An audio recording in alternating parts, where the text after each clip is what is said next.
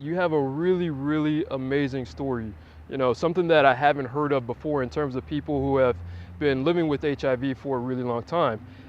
Just from, the time that you were diagnosed with the disease to, where you got to today. So I wanted to talk to you a little bit about how did you first find out that you were infected? What was the story behind that? Well, I was at work and I was ill. I was having respiratory problems. I drove myself to the emergency room and they couldn't get my breathing under control. So they decided to keep me, and the next day I noticed myself breaking out into these little bumps. The doctor thought it was mosquitoes as I was living in Miami at the time. And around 12 o'clock, we found out that it wasn't mosquito bites, that I actually had chicken pox. Now you went to emergency? I went to emergency, Okay. and they admitted me from emergency. And they found out around, I guess about 12:30, 1 o'clock the next day, that I had chicken pox. It wasn't mosquito bites. And I was 40 years old, and they're trying to figure out, how a 40-year-old woman get chicken pox. And around what year was this? Just so people have a point of reference about, what period you were living in. This was 21 years ago, Okay. 2000, So about 1993. 1993. Yeah, Okay. 1993. So when you were rushed to the hospital, was that the first time you had anything going on in your body that just didn't feel like something you were familiar with? Well, not really. I'd had chlamydia a couple of times. You know, I was sexually active. I was having sex with him. And we had been together for 3 years, mind you. And never once did he tell me that he was infected. And there were other problems I had. Thank God I didn't get syphilis or gonorrhea or any of those things. But I think I had chlamydia about 3 or 4 times. I used to get yeast infections all the time. I put the yeast infections on being diabetic. Okay. But the chlamydia, okay, that is sexually transmitted. So, and he swore to me that he wasn't doing anything. Okay, well, you need to be doing something because I'm getting this stuff. But never realizing that he had more than just that. So once you found out the diagnosis, what was your doctor's advice? What did he Well, advise you to do? my doctor advised me, first of all, he said, if you're going to continue having sex with this guy, make him wear a condom. Because if he's infected you with HIV, there's no telling what else he'll infect you with. So at the time, did you, once it was confirmed that you had HIV and, he can't wiggle out of the truth, that he has HIV as well, did he become proactive about getting treatment, and were you getting treatment at the same time? Well, no. As a matter of fact, I was afraid of the medicine. So what treatment did you take once you found out that you were HIV positive? What did you stick with? What were your thoughts about it? Well, when I saw my doctor and he was writing a prescription, I asked him what was it. He said it's a prescription for it. And I said, I don't want it. I started tearing it up. And he says, well, what? You're going to be dead in 5 years without it. And I says, yeah, and I'm going to be dead in 3 years if I did take it. So I decided to start taking multivitamins. I mean, mega vitamins. Well, what was the thing that you had against? It killed off all the good cells. And I'd known people, that had taken and died shortly thereafter. And I didn't want that kind of death. It was a miserable death. And I didn't want that kind of death. So if I'm going to if I have a choice to live between 3 years and 5 years, I'll take the 5 years. And he didn't give you a longer prognosis? It didn't give me not a longer prognosis. As a matter of fact, I went 10 years without taking medicines. Oh. Without taking the medicines, I stuck with the multivitamins. Even when I moved to California, the doctor that I had then, the holistic doctor, was sending me my mega vitamins here. So why did you move to California? Why did you get away from Florida? Well, I was hurt, number one, with all the ostracism and the criticism that I received from my church family. That hurt more than anything. And my sister, I have a younger sister, that kept begging me, says, come to California. I need you. But she didn't know how much I needed her too. Yeah. And I'd lived here before, and I figured, okay, since most of the people were back home, I could form new friends with a better understanding, hopefully. Because I think I thought it was more prevalent here in California than it was in Dade County. So, I mean, you grew up in a black church. I You did. know, most of your family is African American. What were the attitudes? You said that you were ostracized, but what was the general attitude that people had about HIV/AIDS? You know, was it that they were afraid that they were going to get it? Was it that you're a certain type of person? What were you hearing? Both. It wasn't, people that knew me as an infant, because my great grandfather started the church in our living room, and people knew me from the time I was an infant. And on Saturdays or Sundays, whenever we met up, I always got a hug and a kiss. But then once they found out that I was HIV positive, I could walk toward them, and they turn and walk the other way like, ooh, or those that I used to get a hug from, I couldn't even get a handshake, and it was the fear of not knowing how. I'm sure it was more fear than anything. Well, it's a pretty wide known fact that African Americans are disproportionately affected by HIV. When you were around your family and things like that, did they not have any exposure to people that were living with HIV? Did they not know anybody, friends or family? Um, the family that I had, no. I don't think I have one younger cousin that was in the medical field, that had a little understanding. But as far as having family and friends, no. And I was afraid to tell my family because I'd heard about families turning their backs, on people that were infected. And mine didn't. I was just blessed. Other than, the fact that people maybe didn't want to hug you or didn't want to be, close to you because they were afraid of, maybe contracting the disease, what were people saying to you? What did you actually hear, though, directed towards you? Well, the one thing I did hear was, yeah, I didn't know she was out there in the streets like that, because usually women that are infected, they're promiscuous. They were doing crack cocaine, they were shooting up, and I was doing neither of those things. I was a missionary in the church. I was a Sunday school teacher. I sang in the choir. So how did it feel to, finally make this decision to leave Florida, to leave, the volatility that was going on in your life at the time? I felt like God had another path for me, and I was really ready for it. So it's finally over between the two of you. You get up, you pack your things, you go to California. What was what was it like to transition into this new life that you're trying to build for yourself here in California? Like my sister said, when I moved to California, I got a life. I got a real life. I joined a church, and I just continued doing the same things that I was doing there.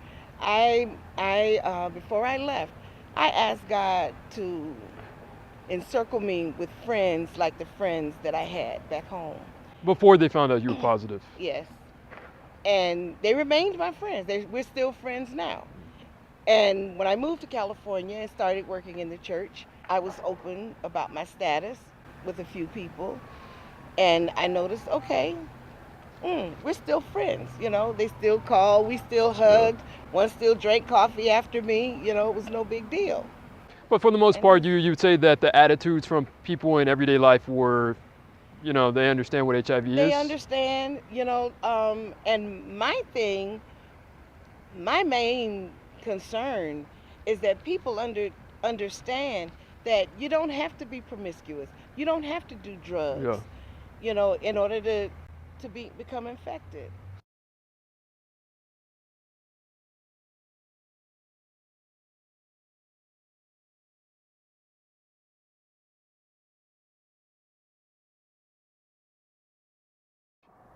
We're here at Foothill AIDS Project in San Bernardino, a nonprofit organization that's tasked with helping the HIV population here in the Inland Empire. We're going to talk to them a little bit about what they're doing to meet the demand and some of the changes that are happening in their organization.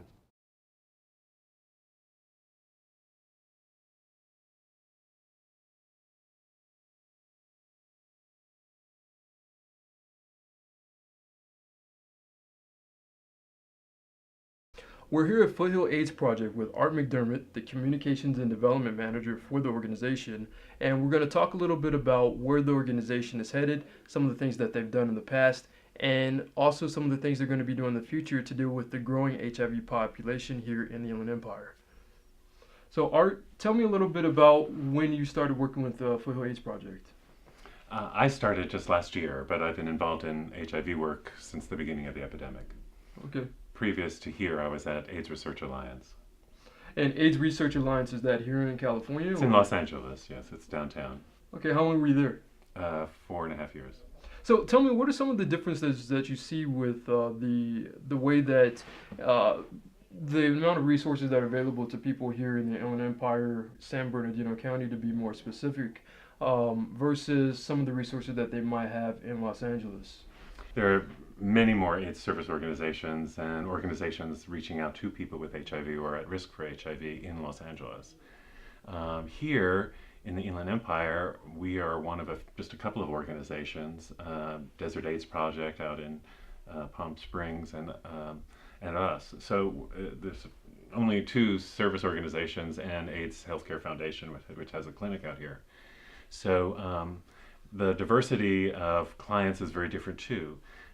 In Los Angeles, you'll see a lot of gay white men receiving services. Out here, you'll see much more people of color and families. So the two populations are very, very different and have different needs. And with that said, you were mentioning that organizations in Los Angeles, they're able to do outreach. They're able to actually reach people. What's the difference here in terms of trying to get people, to build this awareness about the resources that are available to them? Well, certainly this interview is some of that, and reaching out to all kinds of media and social media to raise the visibility of the organization as more people with HIV are coming forward. We want to make sure that they know that we're here and that we're here to help, and where they need to call and what they need to do. So, how long has the Foothill AIDS Project actually been in the Inland Empire? Sure, we were started 27 years ago. Okay. In the Pomona, Claremont area, and then slowly they developed clients all through San Bernardino and western Riverside County. And that's the area we serve today. We have about 800 clients each year. Okay. So what's the difference in the client load that you're seeing now versus in the past? Are your cases increasing, and is that a result of an increasing population here in the Inland Empire, or is that because more people are taking HIV seriously, or they know that they need resources or that they need some kind of assistance? There are a variety of reasons why the HIV population is growing here in the Inland Empire. Certainly some of it is people are moving out of Los Angeles to the Inland Empire for the lower cost of living and to be closer to family. Some of it is more people here in the Inland Empire are learning more about HIV and are coming forward and being tested. Some of it is more clients are moving here with family and or other family that they have, their own children. For instance, about 1/3 of our clients are women, and many of them have small children, school-age children.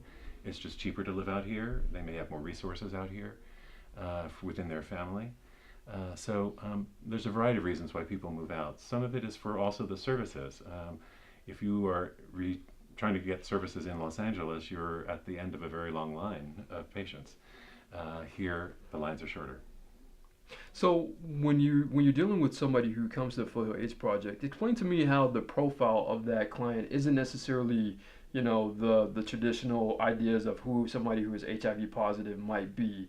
You mentioned earlier that a lot of them are minorities here in the Inland Empire, but it sounds like you also have a very large segment of women that come to Foothill AIDS Project. We have one of the most diverse client caseloads of any AIDS service organization in Southern California. We have about 1/3 are African American or Latino, about 1/3 are women, and 1/3 are gay men. And then we have a variety of heterosexual men and women who also need services and also want to have services that are culturally competent to them. And so we have to be able to provide those services as well. How well do you think that you're able to deal with the capacity of HIV positive people that need resources here in San Bernardino County? Do you think that do you do as much as the organization wants to be able to do, or do you feel like you can do more? And what would it take to be able to help people who are HIV positive and need resources? We do need more resources to help more people and to grow our services so that they're more culturally competent for diverse caseloads. And we are certainly reaching out to foundations and local businesses to help with that. But certainly donations from the general public help really make that happen. Now, how much help have you received from the public health We department? work very closely with the public health departments in each county, as well as other AIDS service organizations and other nonprofits providing other services like transportation or assisting homeless people. So there's a network of people that we are certainly working with, as well as the healthcare community.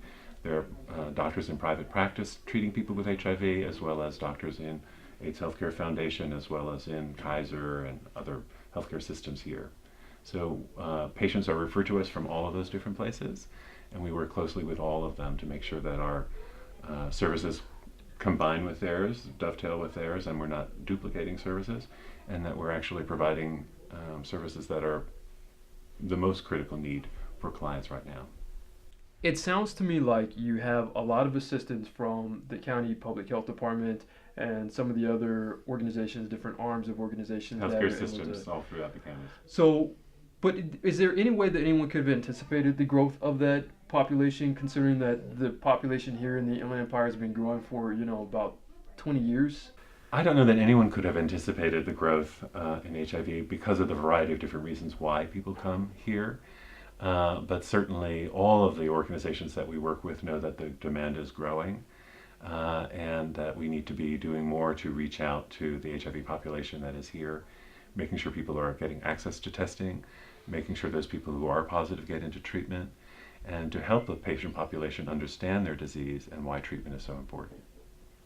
So, is it ever important to make sure that the way that the type of outreach that you're doing and the type of help that you're giving to people, since you have a very diverse array of clientele here, that it's culturally relevant to them, depending on their background? That's been a critical issue and the mission of Foothill AIDS Project since its inception. And if you look at the organization today versus the organization of 27 years ago, the patient population was also different, which we talked about, but so was our staff. The majority of our staff were gay white men because they were serving predominantly gay white men. Today, the staff is about 32 staff people. The vast majority, I'd say 98% of them, are persons of color. And we have the leadership of the organization is minority based. The leadership of all of the programs are people of color. And the goal of the organization is to provide services to whoever has HIV in a culturally competent way. And as a result, as the patient population has changed, so has Foothill AIDS Project in order to provide those culturally competent services.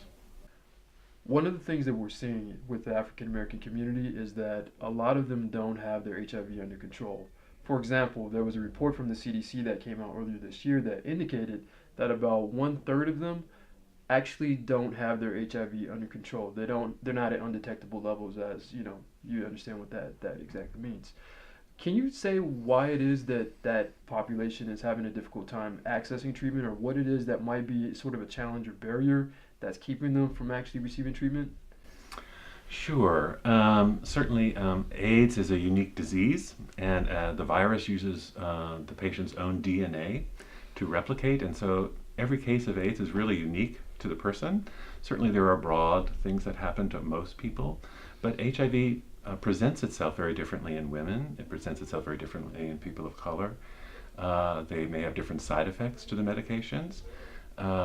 So the disease can be very, very different, and so some of the reasons why they don't seek services is they don't realize that they may have HIV. They may not realize they're at risk. Certainly a lot of the women that we served did not realize they were at risk for being exposed to HIV, and now they have HIV. So one of the reasons is that. I would say certainly another reason is that all Americans have a very low health literacy. They don't really understand disease and the medical community very well. And that's certainly true in poorer populations, and AIDS is certainly traveling and following poverty. So if you look at any person living in poverty, whether that's a person of color or not, those people are at increased risk for HIV, and they're getting they have a harder time accessing services. They have less health literacy, and so they may not understand why they need to be taking the treatment that they've been given. They may not understand that the side effects will go away if they keep taking the drugs, the medications. So if they're not getting culturally competent care and understanding that, I would say that that's probably another reason. And then finally, the healthcare disparities that are well recognized. The healthcare community has not always been very welcoming to persons of color and have not always served them very well. And so all of those are reasons that kind of compound the problem. Certainly also, studies have also been showing that people of color seem to delay finding out that they have HIV, and they seem, once they know, they delay in accessing treatment. Some of that they've been seeing is related to the stigma in the community.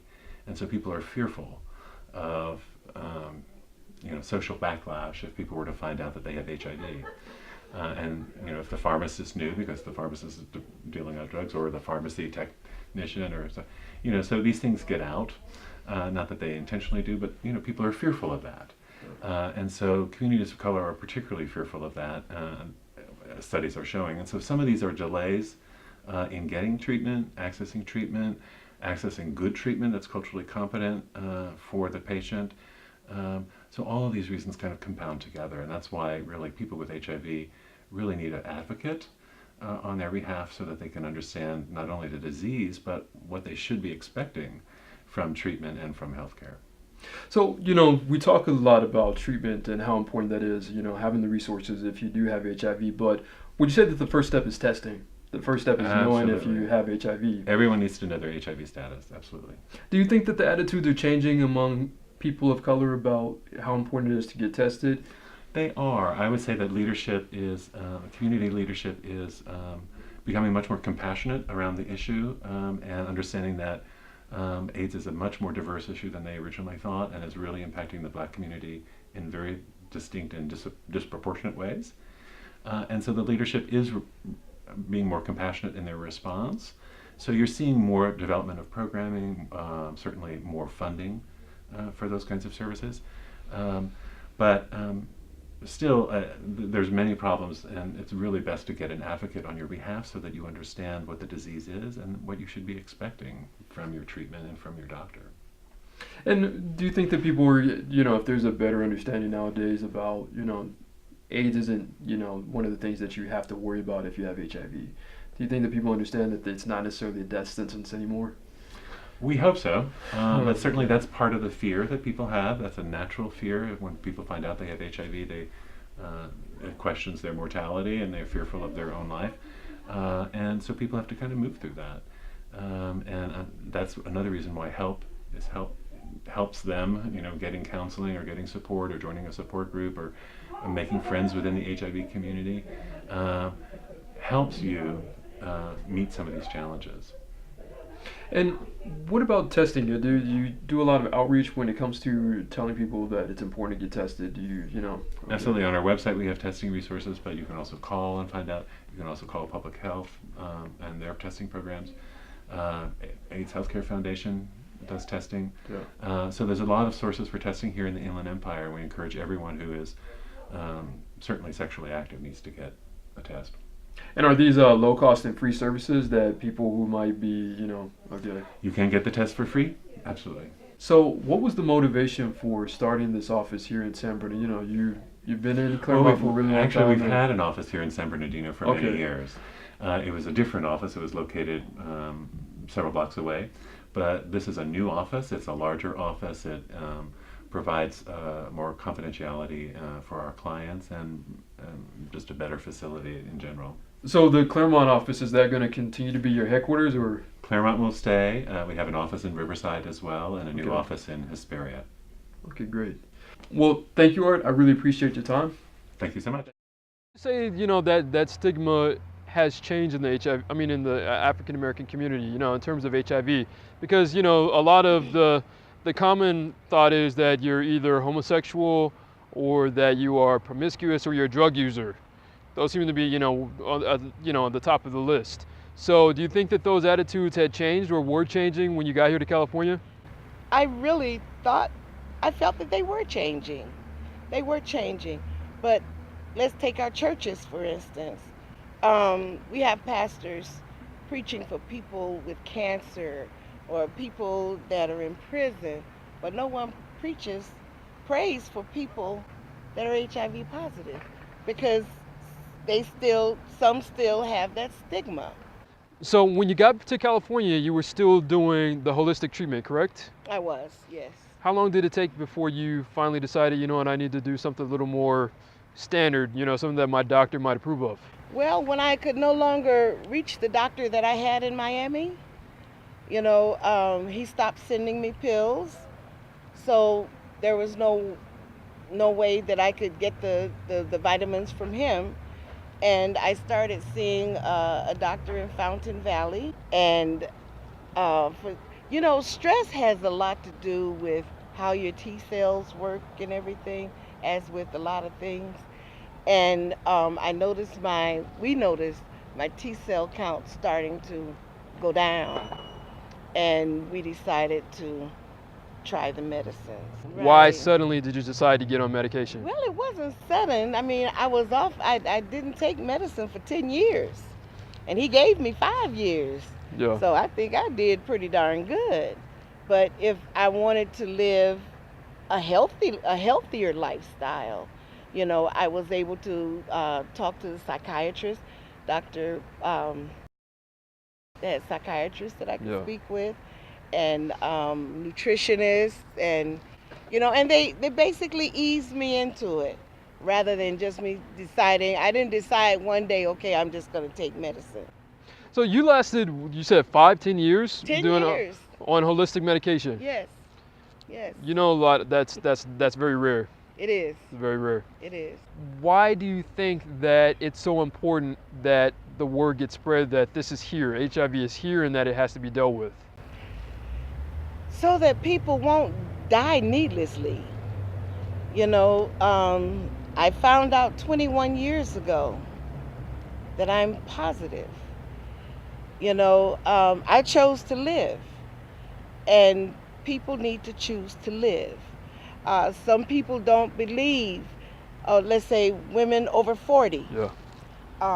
they don't believe or they don't know a lot of times that their husbands have AIDS. They don't get tested for it. Even when I was in the hospital back in the day, they never thought to test me for it because of the fact that I was married, I was 40, and when the doctor asked me if I was sexually active, I said yes. And he says, write down a list of your sexual partners. Well, I only had one. That's what I thought he meant when he said sexually active, but he meant 2 or 3. No, I didn't have 2 or 3 partners. So here, some women get frustrated. They might have 2 or 3 partners, or maybe even more. But a lot of women, I could say in my generation, for the most part, we believe in being faithful to one man. And they cannot believe that their significant other or their husband, has it and won't tell them. And that's how a lot of women find out. Where do you think the change really starts, particularly with the African American community? We talked a little bit about the disparity with the African American community in terms of living with the disease and contracting the disease. Statistics say that women that are sexually active, whether they're married or have had a significant other for 10 or 15 years, they need to get tested. And it starts with them. They just have to decide, okay, I'm going to get tested just to humor statistics, just to humor it, but there's no humor in 1 out of 5 women being HIV positive and not knowing it. African American women? 60% of them are African American women. Wow. With our young ladies, junior high school and senior high school young ladies, they want to keep their virginity, so they're using other sexual practices, and they just think about keeping their virginity, but they don't think about becoming infected with HIV.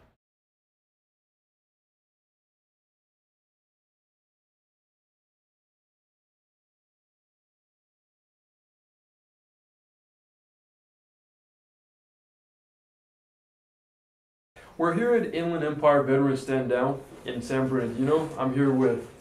My name is Kismet Evans. I'm the CEO of Inland Empire Veterans Stand Down, a veteran nonprofit organization here in San Bernardino. And I'm Harry Bratton, pastor of Greater Faith Grace Bible Church, Rialto, California. I'm Kevin Powell. I'm a client of Inland Empire Veterans Stand Down. I'm Nasanti Ahuti, Executive Director of Bent Not Broken Inspired Theater Collaborative, Riverside. Thank you all for being here. So one of the things that I've noticed here in the Inland Empire is that the population is getting bigger. A lot of people have noticed that the population is getting better and bigger, and that at the same time we're also seeing a growth in the HIV population here. What do you think is one of the issues with trying to target or trying to reach the minority community that needs these resources as much as possible? I think it's because they took away the resources that agencies need in order to do the job. One of the first cuts, when money became really, really tight around HIV and AIDS, the first cut was education. So I'm not really surprised that the numbers are rising. If you're not educating the community, that's kind of a result of that. But it's not because the agencies don't want to. I think it's more that they don't have the resources. And then again, it's how they're allowed, or within the framework of how they can do outreach. You can't do outreach 8 to 5. You can't do outreach when everybody's gathered and you say, we're gonna come, and it's a controlled setting, because sometimes the people you're trying to reach will not be at those particular events. Some things outside the box probably would be a lot easier in attendance. Things that you know you will get the people that target the people that you want actually there to test, whomever that might be. But right now, our numbers indicate in Riverside County, anyway, that our largest numbers are in Hemet, and that is 55 and over. Thank you, Little Blue Pill. I couldn't resist. I'm sorry. It's okay. I just couldn't resist. It's the truth. But with those numbers, we now have to change how we educate. We were talking about people that are 55 and over. Their outlook is not as free-spirited as our youth, so we have to maybe change how we educate. But first, we have to give those agencies some money to actually hire the people to get them out there to do the job. And with that said, are we talking about mostly African Americans in the Hemet area, the spiking population that you were talking about? The spiking population in Hemet is across the board, but more African American than other. But not because we are a population of people that love who we love, let's say it that way. Yeah. That love who we love, it's not totally race bound in Hemet, although we are the largest number. This affects people of different profiles, different backgrounds, and it seems to affect mostly the people who are mostly vulnerable to the issue. For example, I guess, Kevin, you have a different profile and you've come to Inland Empire Veterans Stand Down for assistance. Can you tell me a little bit about, how important it is to have this organization supporting you? Well, because I've done the drugs and things like that, to have Kismet there, actually in my face, doing actual outreach. She's not telling me, giving me a pamphlet saying, hey, Kevin, go do this, go here, go there. Kismet will actually come to me, make me get in her car if I don't want to go, and take me to the VA and keep me on time with my appointments. She makes sure I take my medication. I'm blessed as opposed to a lot of people. I have a strong family background, being same gender loving, being HIV positive since 1988. It's good to have my family support, but also because my family don't know what goes on behind at the VA and the government, to have Kismet there and her organization to get me through and make sure I'm doing right and I'm taken care of. And some of the support that you receive from Inland Empire Veterans Stand Down, how important is it for people to know that this organization is here? I just want to defer to you for a second, Kismet. It's very important to them to know that we're here, and I believe a lot of people do, because I get a plethora of referrals from all over the place, because people like Kevin will let them know she does not play when it comes to you getting your life together. She will take you. It doesn't matter what time, you're going to go. And I tell people, you call me and you say you want to get your life together, don't have me draw my eyebrows and come get you. Then you change your mind. You're going. And that's what it's about for me, because I know that when an individual is in crisis, the fears, the things that's going on with them, they want someone to be there and give them that sound, strict support, ongoing, like he said, not just hand him a pamphlet and then dust my hands off and I'm done. My job is not done, like Nasante said. I met Kevin as a referral through her at 9 o'clock at night. Get the car, let's go.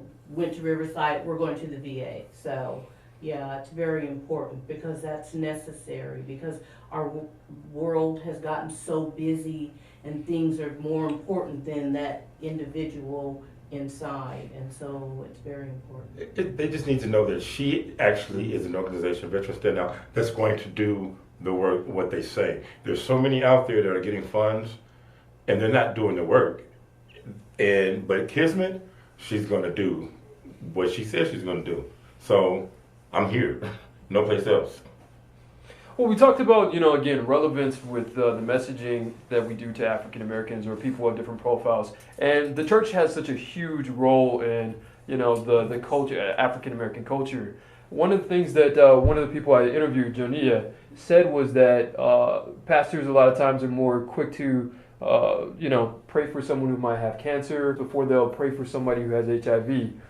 With that said, do you think that it's important that pastors and for the entire congregation to be more open about discussing HIV since it is a real issue?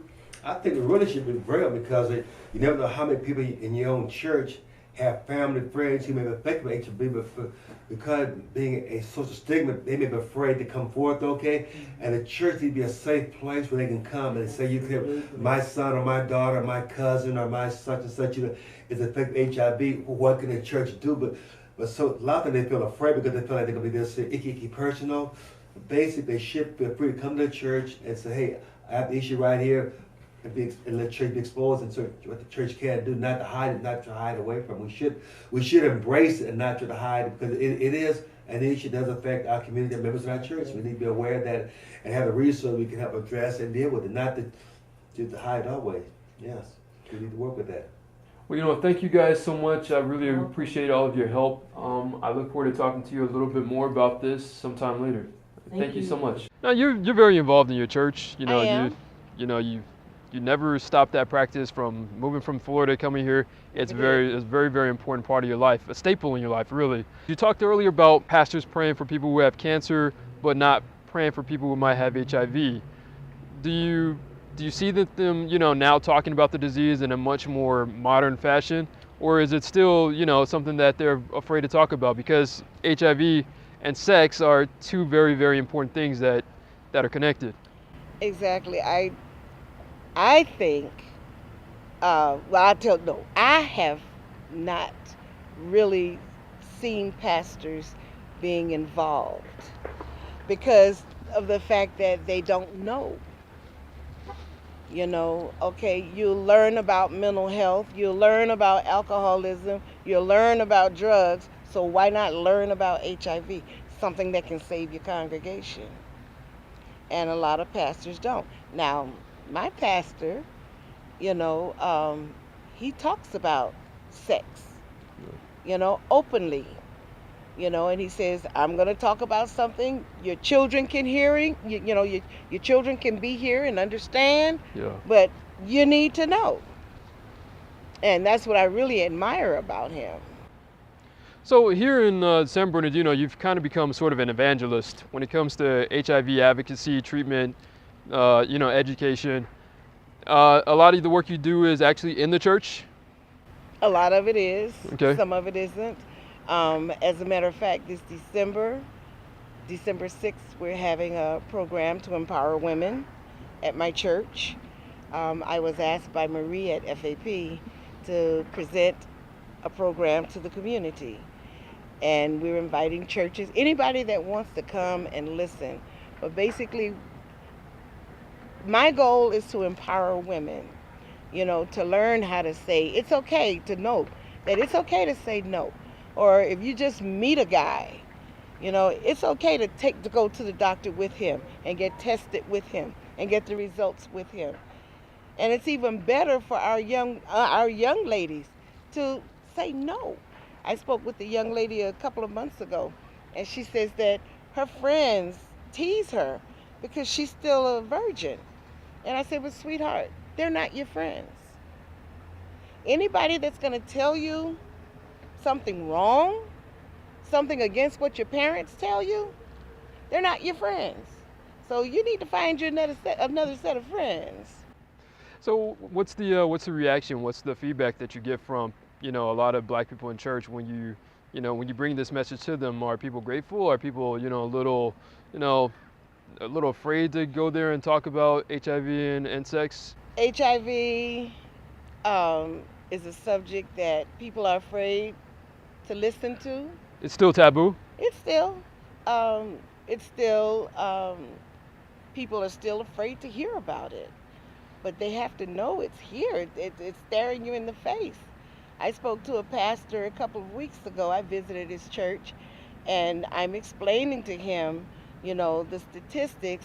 "Oh, I'll take the flyers," and turned around and walked away. And I went, "Yeah, same thing I did." Wow. But it's just the fear of not the fear of the unknown is horrible.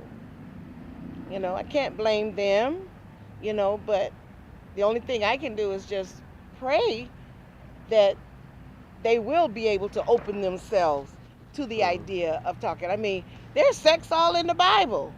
All in the Bible. All kind of sex and violence in the Bible. You can preach about that.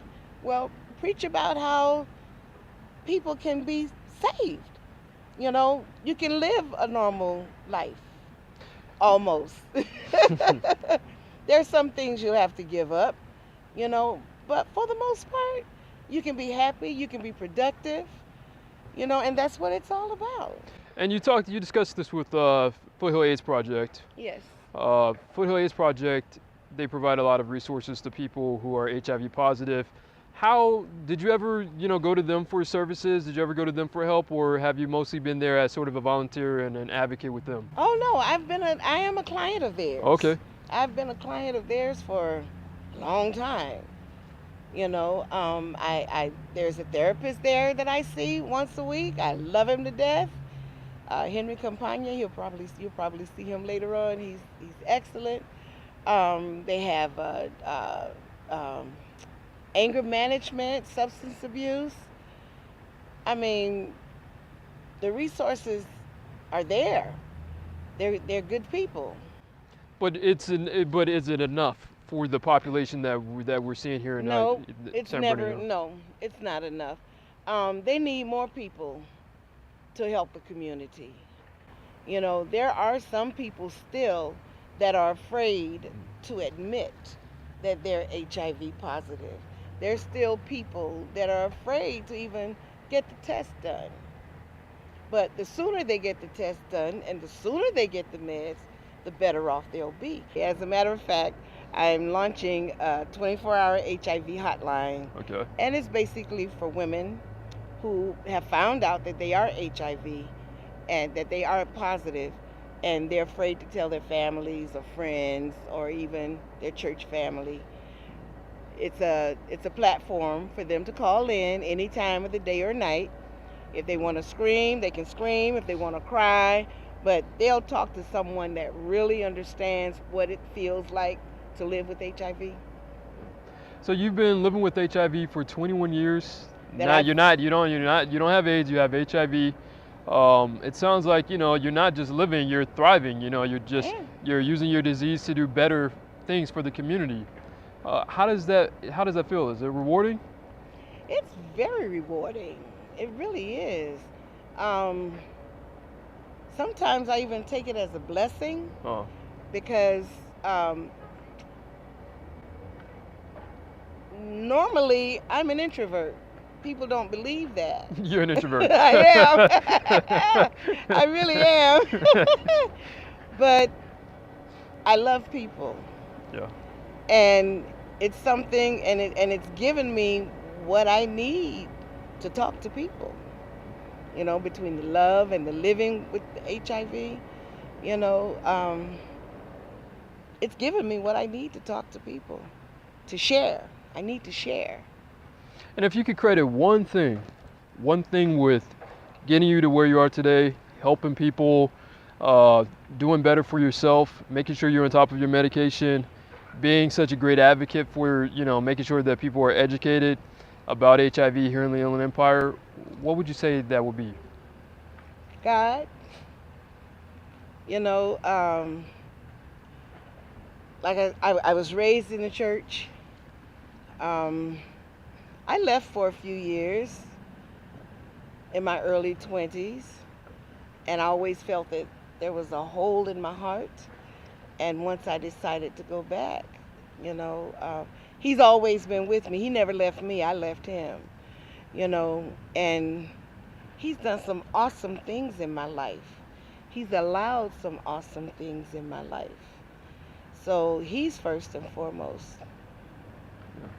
Well, thank you, Jania. I really appreciate you sharing your story with me, sharing your story with Black Voice News. Thank you. And hopefully we'll be able to talk again soon about some of the progress with your organization. Okay, great. All right. Thank you, Jania. Thank you.